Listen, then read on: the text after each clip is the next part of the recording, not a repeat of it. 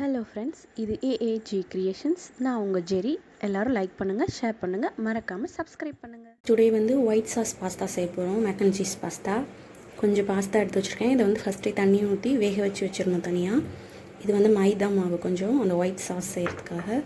இது வந்து mixed herbs. அப்படியே மிக்சடு ஹெர்ப்ஸ்னே பாட்டிலாக கிடைக்கும். இல்லைனா நான் வந்து வீட்டில் தான் செஞ்சேன். இது எப்படின்னா, ஒரு பட்டை, கிராம்பு, ஏலக்காய், பிரிஞ்ச் லீஃபு, கொஞ்சம் சீரகம், மிளகு, ஸ்டார் அனீஸ் பூ இதெல்லாம் போட்டு அப்படியே கொஞ்சம் கிறிஸ்பியாக அரைச்சி வச்சுக்கணும். அவ்வளோதான்.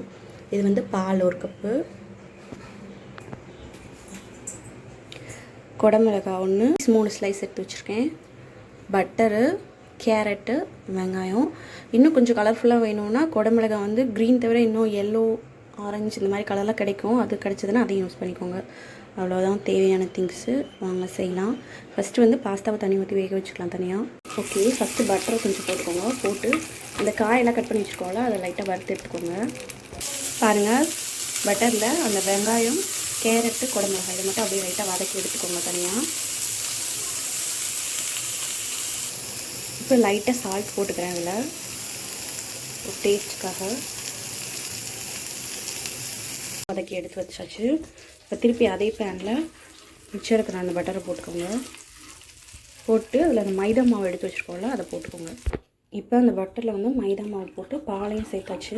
அதை நல்லா கட்டிப்படாமல் கிண்டி விட்டுருங்க நல்லா. இப்போ இதோட சீஸ் சேர்க்க போகிறோம். இந்த சீஸை இதில் போட்டு நல்லா கிளறி விட்டுருங்க. ஓகே, இப்போ இதோட இந்த மிக்சடு ஸ்பைஸு, அந்த காய்கறி பற்றிக்க வச்சோம்ல, அதையும் மிக்ஸ் பண்ணிக்கலாம்.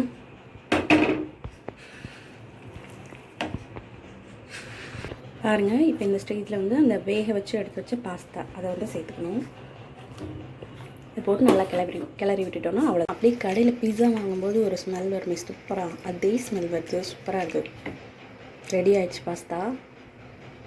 Make and cheese white sauce pasta ready ஆயிடுச்சு. பாருங்கள், mac and cheese pasta ready ஆயிடுச்சு. சூப்பராக இருக்குது, கலர்ஃபுல்லாக, நல்லா டேஸ்ட்டு, ஸ்மெல் எல்லாமே. ஓகே, எல்லோரும் செஞ்சு சாப்பிட்டு பாருங்கள். சாப்பிட்டு பார்த்துட்டு எப்படி இருக்குன்னு சொல்லுங்கள். ஓகே, பாய்.